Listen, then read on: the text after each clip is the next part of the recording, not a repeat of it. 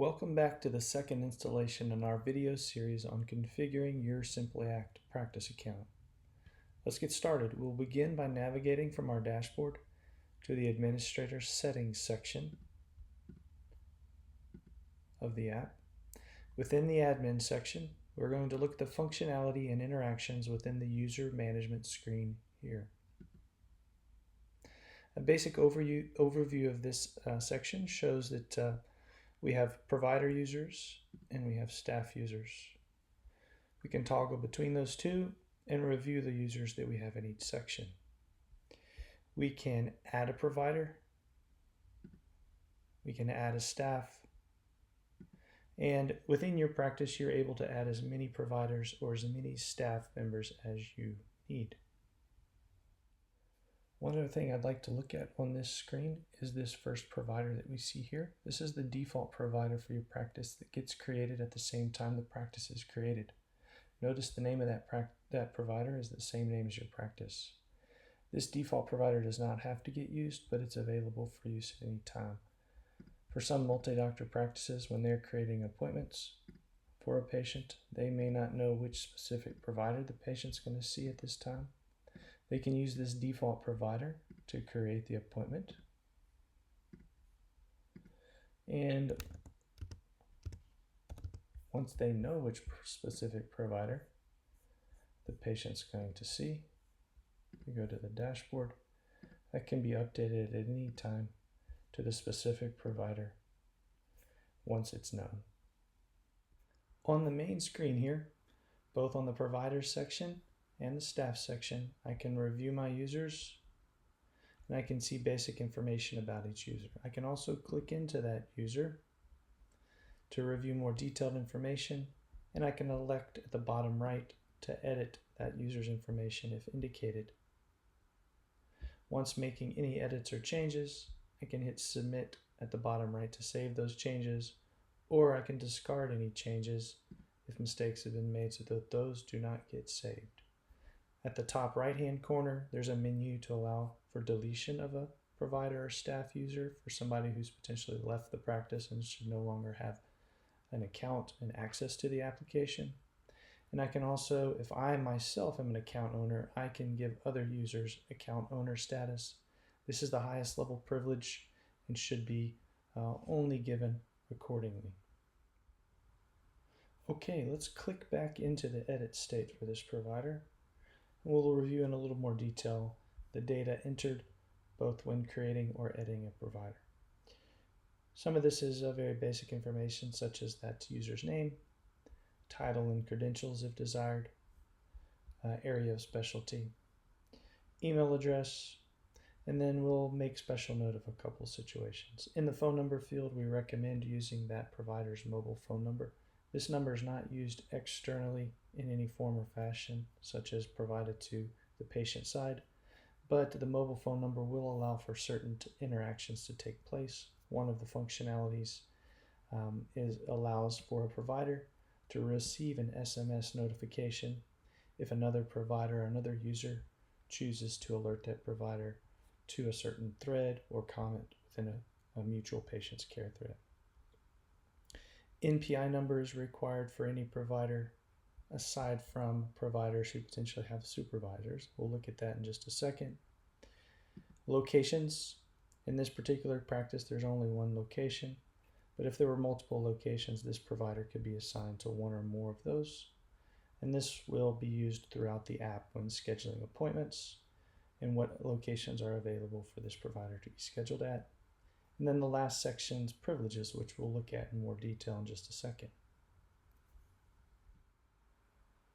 Okay, I've navigated back to the main user management screen, and we're going to look at a provider example for a provider, in this case a dental hygienist, who doesn't have their own NPI number, and we'll see how that's handled in the application. So any provider that gets created or edited must have an NPI number associated with them as a provider, or conversely, be listed as operating under supervisors, which are providers within practice that do have an NPI associated with them. So in this case, Tracy Brown, dental hygienist, does not have her own MPI number to operate under, but instead she operates under the supervision of Dr. Green and Dr. Woodson, both of who are provider users within the practice that do have MPI numbers associated with their users.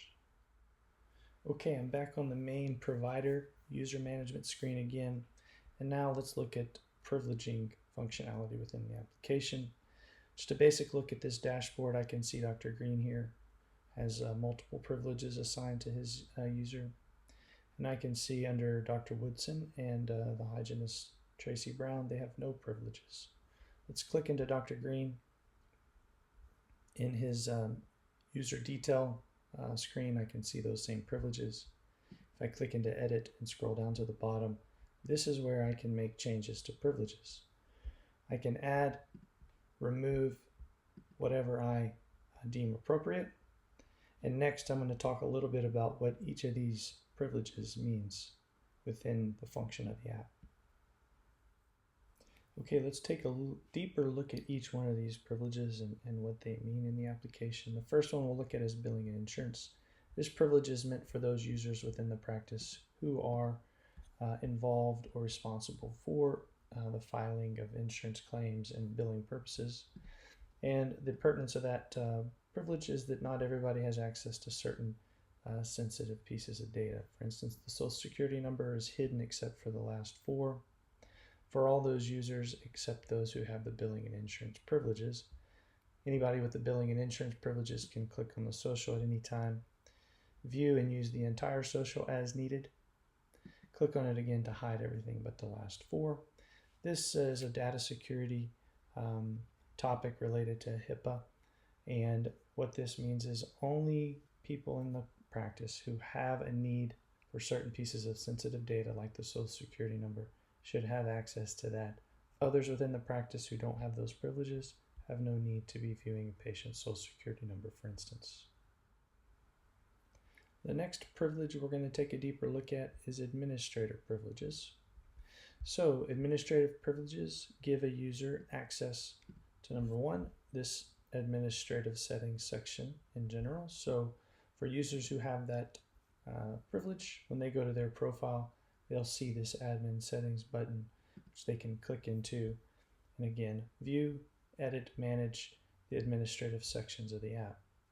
One additional feature that users with admin privileges have is certain notifications. So we see in our notification panel here, which for this practice, which is a new practice, is empty. Certain notifications will go to only admin users. So if I click into a different practice, let's click to the dashboard. Up at the right hand corner, I see that there's 21 unread notifications for this particular user.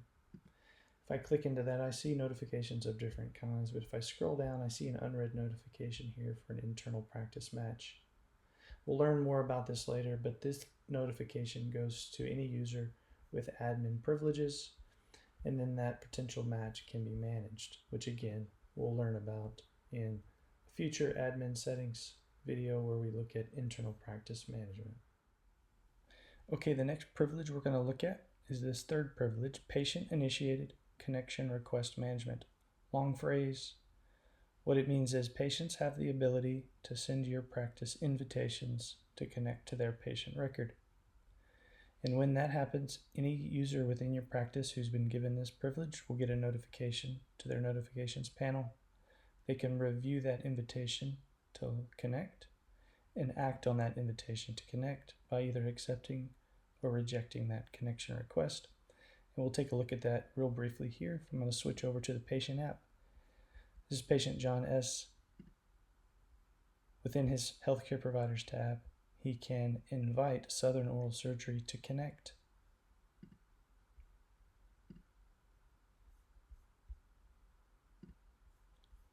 Southern Oral Surgery now receives that notification here. Let's go to our dashboard.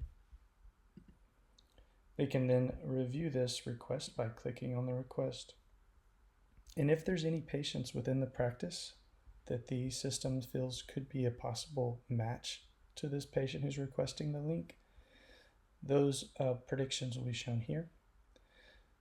And what's driving this is that the system finds a match, but the match between the data on the practice side and the patient side is not strong enough or not close enough that the platform is going to allow for a connection to occur without you reviewing this request. And so patients or users with this privilege can review these requests. If there is a match, they can verify that that is indeed a match and accept and merge.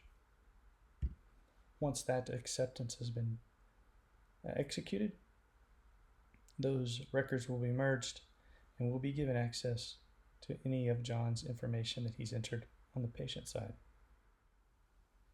Okay, the next privilege we're going to dig into is the fourth privilege here called Collaboration Request Management. Users in your practice that have this privilege will have the ability to help manage both incoming and outgoing collaboration requests, such as referrals, consultations, via being given access to the Sympliact inbox and outbox right here. So users who do not have this privilege will not see this icon and cannot get into this inbox.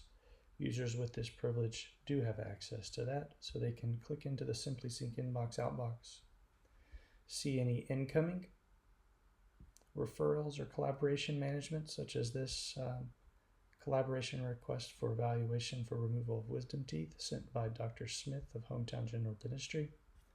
And they can also see and help manage outgoing collaboration requests, such as this one sent by our practice, Dr. Green, to Hometown General Dentistry to evaluate the restorability of tooth 30.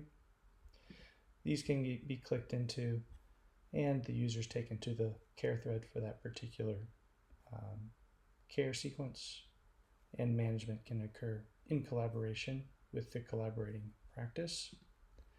And on incoming requests, the user can click into that new request, review information about the request, and if deemed appropriate, accept the request, which will then give our practice access to that care thread referred over by one of our collaborating providers so that the treatment for this patient can be begun.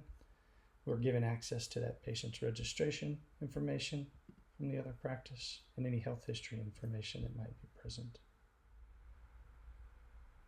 Okay, the next privilege we're going to review is this last privilege, Collaboration Communications Privileges.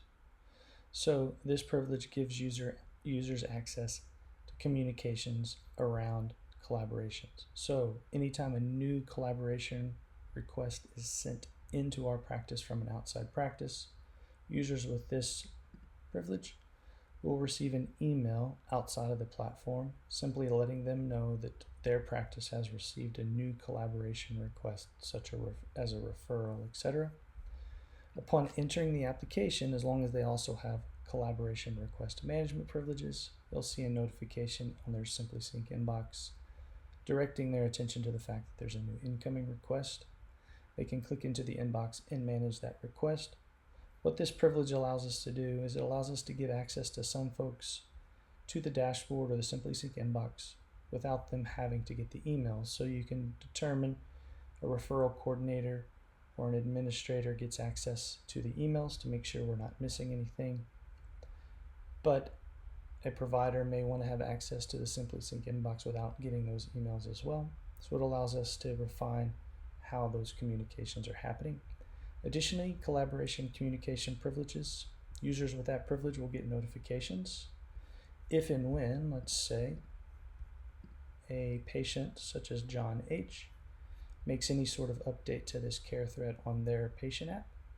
That user will get a notification.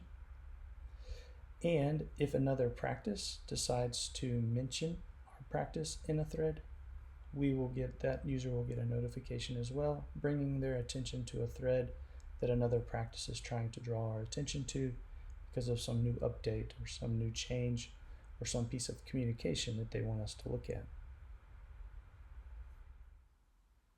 Okay, that concludes video 2 in our series on practice configuration, reviewing user management. Video 3 will now review notifications functionality within the application. Thanks again for joining me.